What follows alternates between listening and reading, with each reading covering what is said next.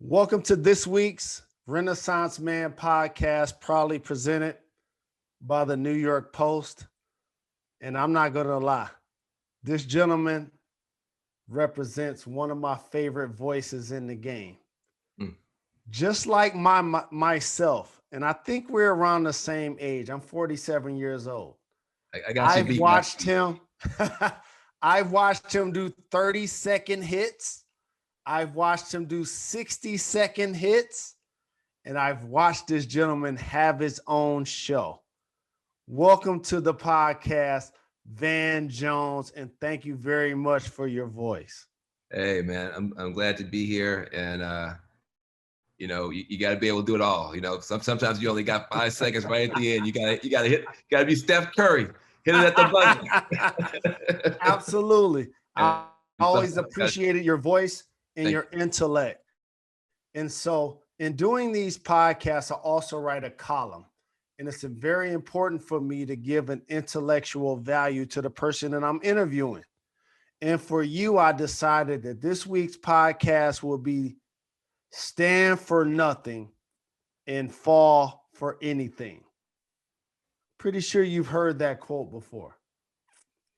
So in your fight for activism, what made you decide that you were going to fight for the freedom and the opportunity of others beyond yourself? Well, I appreciate the opportunity to talk about that. I think a lot of people see me as like a commentator on CNN. They think I was kind of like born at CNN. That was the first time they ever saw me. My mom just squeezed me out there and hello, I don't get a chance to talk enough about the fact that I was born in 68. I got you beat, man. I'm 52. And so I was born the year they killed Dr. King. That was the year they killed Bobby Kennedy. That was the year they beat up a whole bunch of young people who were marching for peace in Chicago. They were trying to kill hope in America the year I was born. And my dad was born in 44 in Orange Mound, Memphis. At that time, the biggest black ghetto in the South. Grew up in what you would now call a shotgun shack. My dad joined the military to get out of poverty. Everybody else was trying to get out of the military. My dad went into the military trying to get out of poverty, put himself through college, married the college president's daughter, my mother.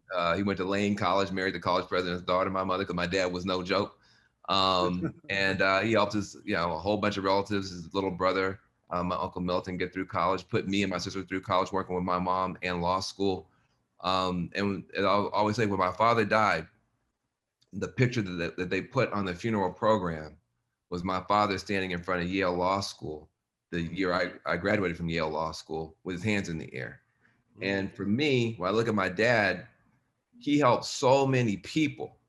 I mean, literally almost everybody in my family got out of poverty on this bridge called my father's back. And he started with literally nothing. I say literally nothing. So here I am at 24 years old with a law degree from Yale, #1 law school in the world. And it's 1993. And we had just had Rodney King uprising in 92 with police brutality on the front pages. And in 94, Bill Clinton and those guys pushed through the crime bill. So here I am, a young black man with dreadlocks and whatever, and they're coming for our generation. But I could sue them. And they should have never given me the opportunity to get a bar card because I came after them hard. And, so I was woke before folks had alarm clocks. I've been working on criminal justice issues and that kind of stuff, police reform, juvenile justice for almost 30 years. And as a result, my soul is rested, man. You could have run the credits on my family story when I walked off that stage at Yale Law School. I'm a 9th generation American. I'm the first one in my family that was born with all my rights recognized by this government. And we were able to get me across a certain finish line. So I believe in this. I know the genius in our community that's being wasted, that's being left out, that's being locked up, that's being thwarted. And I'll work against anybody or with anybody. And that's key. Against or with anybody to help our people. That's where I come from. So, as I acknowledged, I've really followed you. I'm almost like a stand because it's refreshing to be an unapologetic black man Yes, on a sir. national platform. And I see you right now over your right shoulder two of my idols. Okay, two of my idols. Exactly. Muhammad Ali The and greatest. Nelson Mandela. And it Also was once said, if you want to hide something from a Negro, put it in a book. You got a lot of books behind you, brother. I do. Hey, listen, I spent a lot of time studying the greats, like the Mandelas, the Dr. Kings, the Malcolms, and also the folks we don't hear about: Amilcar Cabral, African revolutionary; Steve Biko, Samora Machel. I've studied other people too, but in terms of African American men and Black men who have stood up and tried to get something done, I hold myself accountable to their standard. I'm never going to be in their league. I'm never going to be in their category, but that's got to be your North Star. And what I've seen from my studies is we don't have permanent friends. We don't have permanent enemies. We have permanent interests. And our interests are on the side of freedom and justice and democracy. And you got to be able to move and maneuver and get real wins on the board. I'm so proud to be a part of a team of people. And we started working together back in the 90s. So I've been doing this. We closed 5 abusive youth prisons in California in the early 2000s. Grassroots activists, grandmamas, young lawyers fighting to get freedom and then now they're going to shut down the whole youth prison system in California. I helped to reform, the San Francisco Police Department, got a bad cop fired in my 20s. So when you go through those kind of fights, and who was I fighting in California? Democrats. Believe it or not, it's a state is run by Democrats. Bipartisanship in California is the Democrats plus the Green Party. So, and so I learned you don't work, sometimes you work with Democrats, sometimes against, sometimes you work with Republicans, sometimes against, sometimes Green Party, sometimes against, but you work for the least of these, the people who don't have a political party because they're not even allowed to vote because they're locked up in prisons. That's my constituency. And I will work with or against anybody to support that, to support their quest for freedom. So I work in corporate America. When I look down at my check every Thursday, it says Disney Worldwide Corporation that oversees ABC and ESPN. So I've watched you walk a balance that I walk. And it's the one that says, you got to be our voice at all times. You got to keep it real. So can you describe for me what it has been like for you for someone that has established their voice in mainstream America without compromising your values? Yeah. Well, listen, it's tough because our culture, authenticity is the most important thing. When we say keep it real, that's the first, second, third, fourth, fifth, sixth to 19th commandment of blackness. Keep it real. And that's not true of other cultures. Other cultures, to us, they look phony and corny because they prioritize decorum or politeness or professionalism, which often to us just looks like y'all lying to each other and phony as hell. And so, it's tough. Native Americans and African Americans have a tough time in corporate America because we too honest. We just put our stuff out there. Yes. And so I always tell people you have to worry about keeping it real dumb. Sometimes you can keep it real stupid because, right?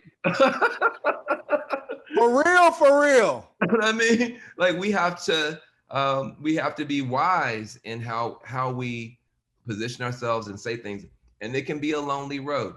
I'm not the only one dealing with it. Almost any African American man anywhere has to deal with it. You have it. What can I say to my boss? What can I say to my customer? What can I say to my landlord? What can I say to my banker that is going to be honest, but at the same time, I got a family I'm trying to feed. I got a business I'm trying to run. So we all that's that dual consciousness. Going back to W.E.B. Du Bois, that double consciousness is just a part of blackness. That's why we're a blues people, a jazz people, a gospel people, hip hop people. We can deal with the syncopated. It's just weird. That's who we are. So, but for me, it's been difficult because my calling is to the least of these. It's to the addicted, the convicted, the afflicted. It's the people at the bottom, people that Jesus called the least of these. And those people can't get help if only one party cares.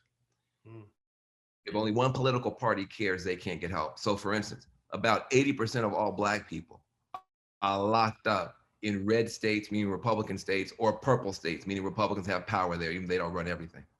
So if you say, I want everybody to come out of prison, I want police reform, I want all these things to happen, but then 80% of your people are at the effects of the Republican Party, that means you're going to have to deal with Republicans. Well, now, if you're from the new school, the Republican Party basically, that's just considered a no-go zone, especially with Trump. Well, then you can protest, but you can't pass bills. You can demonstrate, right? But you can't liberate nobody. And so I said, look, I am going to work with whoever I need to work with to help our people. And sometimes you wind up getting, criticized. But whenever I get criticized on Twitter or whatever, I always say to myself, whoever this is criticizing me on Twitter, I know one thing about them. They are not in federal prison. Because they don't have Twitter in federal prison. So that's not my constituent. Right. So I can sleep well. So you're the CEO of Reform Alliance. And while we get a chance to see you do commentary for multiple networks, notably CNN, yes, it's really honorable that you team with my Rock Nation family, as well as yours, Jay-Z and Meek Mill, to transform the prison system, and in particular affect mass incarceration. Why is that so very important to you? Because that's the new slavery. That's the new Jim Crow segregation. You don't have to call somebody the N-word if you can call them a felon. Once you call somebody a felon, you don't have to call them anything else. They can't, just like in the old days, once you call, that's one of those N-words. Now, you can't get a job. You can't get housing where you want to. Can't vote. The whole deal. And so, in some states now you can vote. We're starting to get some of those rights back, but it's a fight. It's a struggle. And so how can I look at Dr. King and cry every Dr. King's birthday at his speech? How can I look at the slavery movies and say that they should have had the slaves should have rose up and killed the masters and blah, blah, blah, and then live in a country that has the biggest prison population, peacetime prison population in the history of the world ×2. We're locking up more people in little bitty United States than they're locking up in all of China. And I just going about my business. When I have a law degree and I have a bar card, I can do something about it. So I decided a long time ago that, that's was gonna be my cause. Before it was cool. In the 90s, don't forget the Democrats and Republicans were both building prisons. We built more prisons in California than we built in Texas. Blue California built more prisons than they built in Texas. And so I was fighting both parties. People forget. If you were here, if you just showed up the past couple of years, you can see it one way. But if you've been here for 2, almost 3 decades, both of these parties were mass incarceration parties until 2016. Yes. Even my beloved Barack Obama in 2008 and 2012 didn't run on criminal justice reform. It might have been in his heart. It wasn't on his platform because it was too controversial in 2008 and 2012. It was still too controversial to say you wanted to see criminal justice reform. The fact that here we are 8 years later and both political parties, say that they have an interest in it is huge to me. Now, somebody else who just got here might say, well, that's not good enough and we got to close every prison tomorrow. When I look at the past 30 years, the ass whooping we were taking as a people from the prison system, to see it turn down and have both parties willing to listen, I'm proud and happy. I'm going to keep working with both parties. It took both parties to get us in this ditch. It's going to take both parties to get us out. So I'm actually a Van Jones stan, and I've interviewed Van Lathan, so I actually know the difference. And one of the things that you always stood on the table about, and I was a minority at this, even with my own people.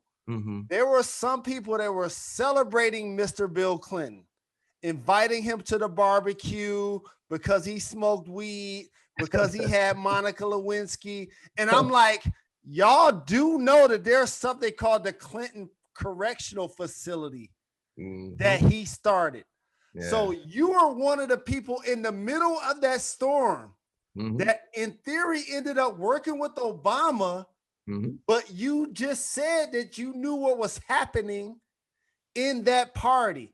Oh, yeah. How was that period of time for you?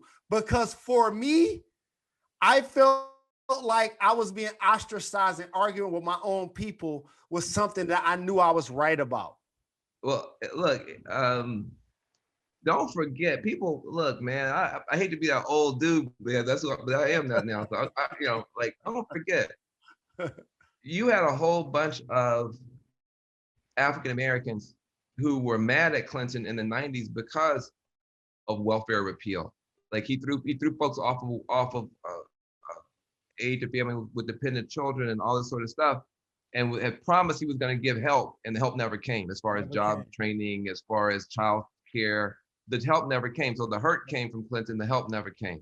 Wasn't only his fault. Newt Gingrich and everybody else had something to do with it, but NAFTA, the when they did that trade deal and all the jobs left the industrial heartland, that was something we were fighting him on. Don't forget, in 1999, protesters shut down the whole city of Seattle just because Bill Clinton was there talking to the World Trade Organization. I mean, you had damn near 1 million people go shut down an American city in '99. That's been taken out of history books.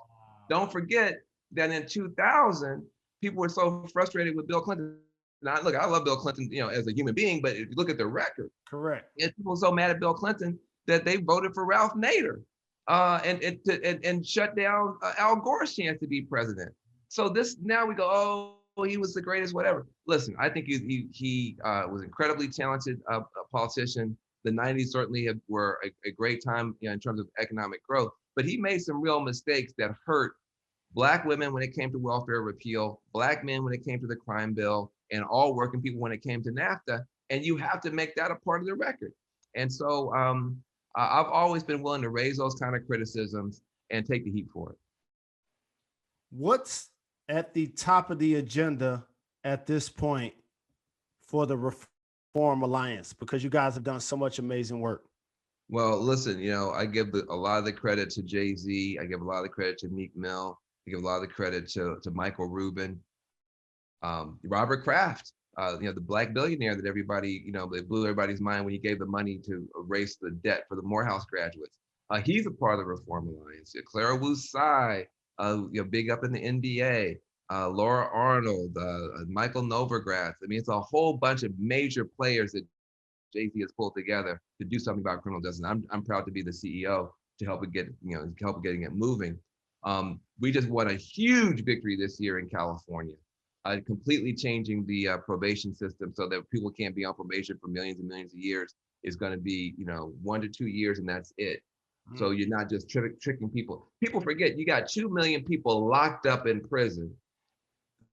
That's terrible. But you got 4 million caught up on probation and parole. So there's, I mean, and when you're on paper, literally, you run a stop sign, you go back to prison. You're late to a probation meeting, you go back to prison. Your aunt gets sick in the wrong neighborhood, you go to check on her, you go back to prison. Sitting on someone else's front porch that has a criminal background.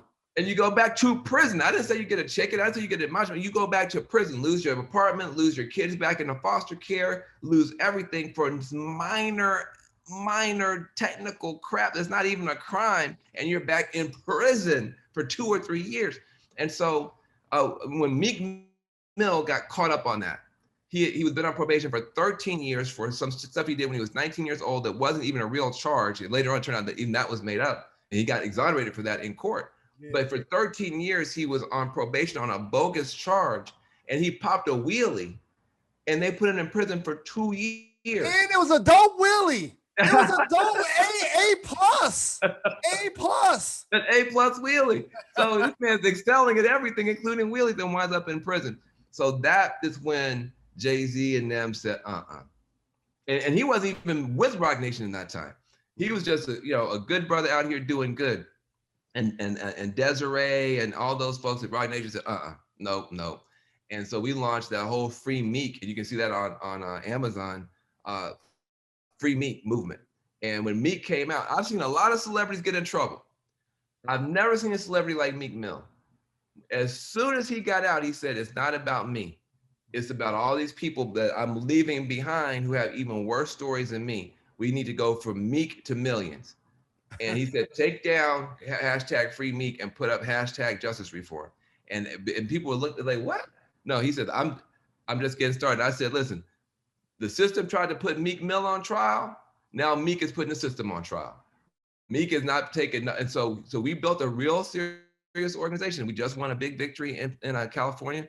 We're knocking on the door for a victory in Michigan and Pennsylvania. We got a win in Louisiana. We're on a roll now of changing this probation and parole system, which is twice as big as the prison system, robbing us of freedom. And Meek clearly appreciates it because I follow him on social media. And he just tweeted today, $10 million in property just by accident. Just by accident is what I own. So he went from being one of those people in the system that you helped influence. It is now a success story. How does that make you feel? Hey, listen, I have a lot of survivor's guilt as a black man. I go into these prisons, for CNN. I had that show, The Redemption Project. I went to a lot of prisons. Too. Thank you, sir. You can find it at thedreamcorps.org if you want to see The Redemption Project. It's about people turning their lives around and reconciling and grace and forgiveness.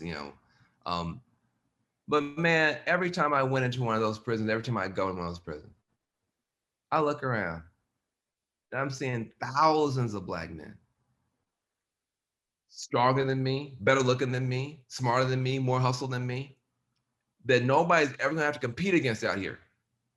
Nobody's ever gonna have to compete against for a job, for a promotion, for somebody's hand in marriage, for this contract. They've been taken out of the game.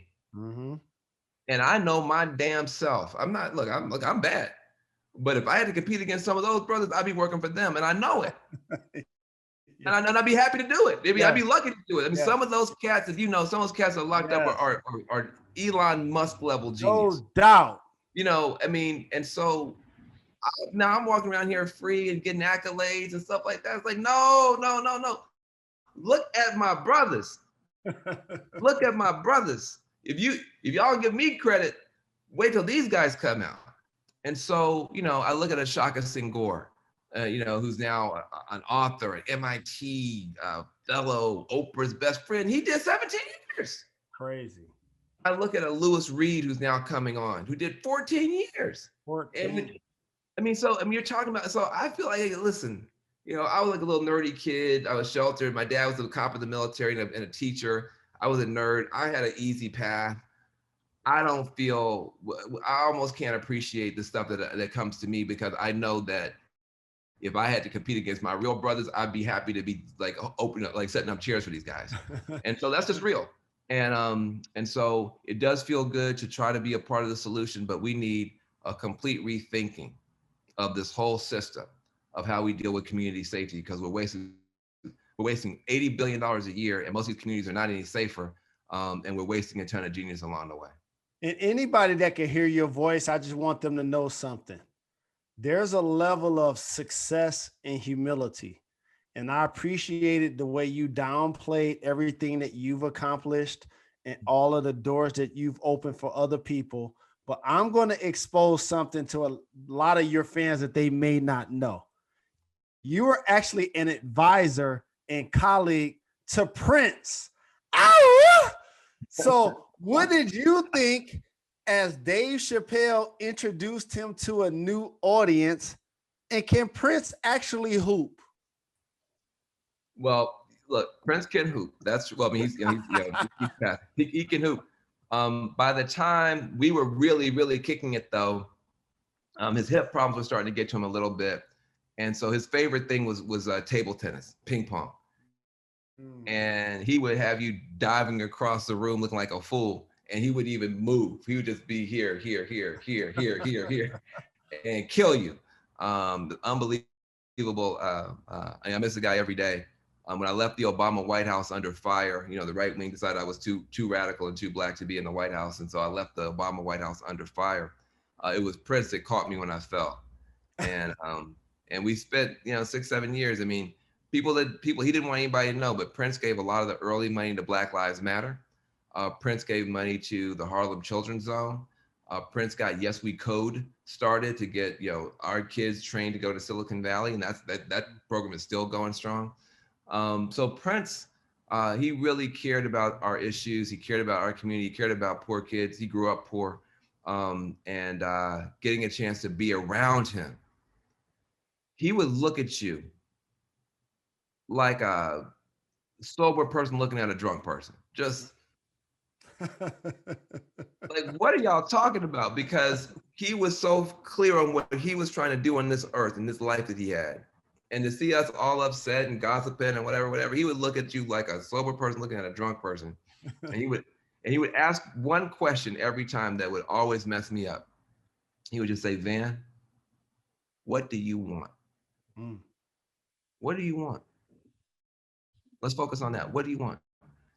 And you realize that the Black person, you're so busy dealing with what you don't want and just trying to avoid the jack. Yes. You haven't really thought through, what do I really want? And simple lessons like that I learned from the guy. And I hope that the next generation takes him seriously. Prince was whoever your favorite artist is, likely, if you ask them who their favorite artist is, they will name Prince, at least in the top 3. Whoever your favorite artist, if they are a true artist, ask them who their favorite artist is, Prince will be number 1, 2, or 3, guaranteed. I agree, and well said. And a terrific artist, writer. He played instruments. He performed. My entire life, I remember the who's the best between Prince and Michael Jackson. Right. That was a real thing, right? Now, and what I always said, like, I was a Michael Jackson fan as well. Never met Michael. But what I always will have to just point out is that when Prince can be his own band. Okay, so it's by the way, just say that again. When Prince can what? Be his own band. When he can play the drums better than his own drummer, and his drummer is the best in the world. When he can play the guitar better than his own guitarist, and his guitarist is the best player in the world. Then at a certain point, you just have to bow down and say, listen, as a vocalist, maybe Michael gets him, maybe even as a dancer. But then you're out of moves. Because as a songwriter, as a drummer, as a guitarist, as this, as that, as the other thing, there's no even competition. You've never seen somebody do it. I saw Prince one time. He was trying to show a new keyboardist, he was observing. He was like leaning over the back. He's looking directly at his keyboard. His keyboardist is trying to play his music. And Prince is trying to explain to him how he really wants it played. And the keyboardist is trying. I was in his keyboardist. His keyboardist is blowing my mind. I mean, it sounds beyond perfect. I mean, God would be crying listening to this keyboardist. Prince is not feeling it. And he's trying to explain to him, he finally, Prince says, hold on a second. Reaches over the keyboard and plays it backwards. Wow. Okay. He's reaching over the keyboard and playing it literally backwards better than the dude. And then the guy goes, oh, now I understand what you want. And then he could match him. This dude was doing his very, very best, had people like verklempt, and Prince could beat him from the other side of the keyboard, man. I mean, there's this guy, I can tell you stories about Prince look, this dude, I love Michael Jackson, no comparison. Wow, no comparison? Michael Jackson, Prince, no comparison. Because Michael could maybe outdance him and maybe out vocalize him. He couldn't out songwrite him. And then can Michael play the drums? No. Can Michael play the keyboard? No. So you run out of categories for Michael so quickly that then all these other categories that Prince did. Look, yell at me on Twitter if you want to. I'm saying that as far as a complete athlete, you've never had a complete athlete the way you saw it with Prince. Ever, not before, not after. Look, no equal, no sequel. Prince Rogers Nelson. Y'all heard that? Game, point, blouses. You know what I'm saying? And before I let you get out of here, I do a segment called Gone in 60 Seconds, which is a rapid fire segment for intellects like yourself. So please get ready and answer as fast as possible. Okay. First and foremost, who or she is the next Van Jones that we should be looking out for? Oh my God, Demetria Obalor. Mm. She is bad. I mean, she's young, African American. She's got an amazing personality. She's smart about culture, film, which I can't do, and also brilliant on politics. She's photogenic. Demetria Obalor. She might be the next Oprah. She's bad. I've asked you about Meek, Jay-Z, and Prince, so I know you love music. Next versus battle that you like to see. I don't know, but it's got to be. I want to see it in the gospel category. I want to see some gospel choirs go at it, or I want to see Kirk Franklin versus somebody. Yes. I want to see it. Move it. Look, we've done the R&B, we've done the hip hop, but don't forget gospel. Don't forget reggae. We got other categories, man. Yes, I like it. So, in a couple of years, I may be bald, but not just yet. So, who are your top 3 bald head warriors that represent the movement for people like yourself? Because I ain't never seen you without a fresh baldy. You cut your hair every morning. Yeah, I mean, you mean up and coming? I don't really know. I mean, look, that's an unfair question because I'm still trying to chase down Jordan. Jordan was the one that made it. He was the one that made it all right to break out the razor every morning. I'm not looking behind me. I don't know who's coming up behind me. I'm still trying to catch Jordan. So I know that you're well written and well read. What are a couple of your favorite podcasts that you consume? Now, I'm gonna surprise you.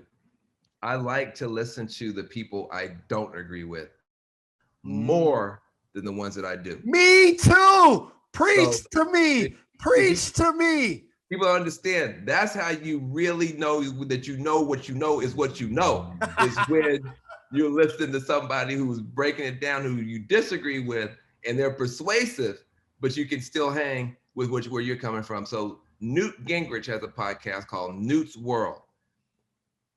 Y'all not ready. He will take that right-wing stuff, that Trump stuff that you think is crazy and can't be defended, and defend it better than Trump can himself.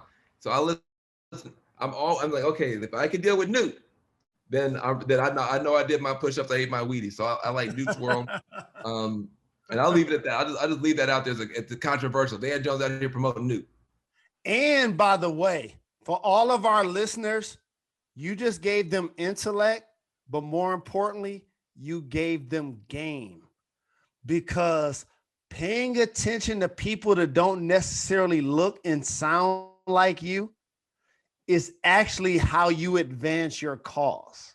You don't. Yeah, please. I just hit the 15-second rewind on that on your podcast and let that man say it one more time.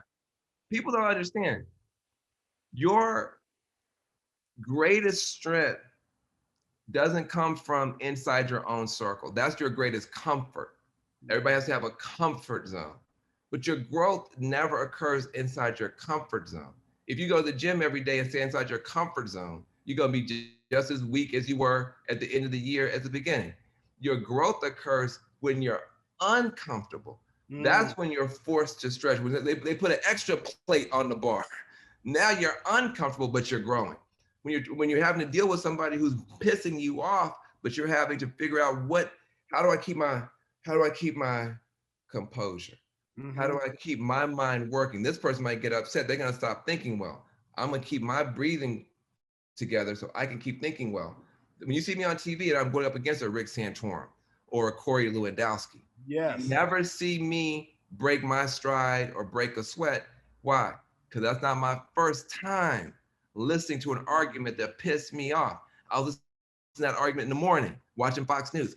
I'll listen to that argument in the afternoon, listen to a podcast. Now, when you come with that old bullshit, I'm calm. I'm ready.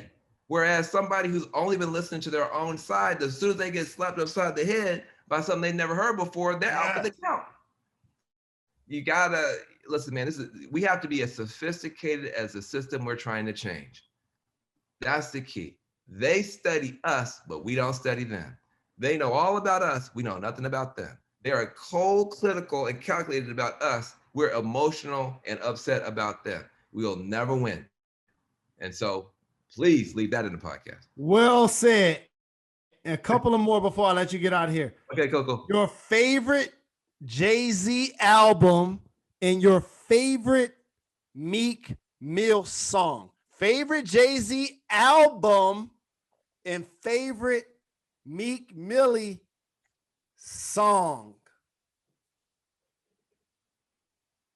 That's too hard. It's the toughest question you've ever been asked. I feel like you at a White House briefing right now. No, that's too I've hard. seen you do 1,000 interviews. Never saw you rub your chin 5 times before you answer. That is so much of a tough question. Favorite Jay-Z album? I just can't. You can't make me pick. You can't make me pick. No, I'm not even gonna. Oh my goodness, that's a great question. The favorite? No, I'm a pass. That's a smart man. I would say Reasonable Doubt. That would be my choice. But no, yeah. See, it's not fair. No. Move on. Okay, I'm not gonna. Last question before I let you get out of here. A great question. The number one thing you want to see from Joe Biden when he takes office in 100 days?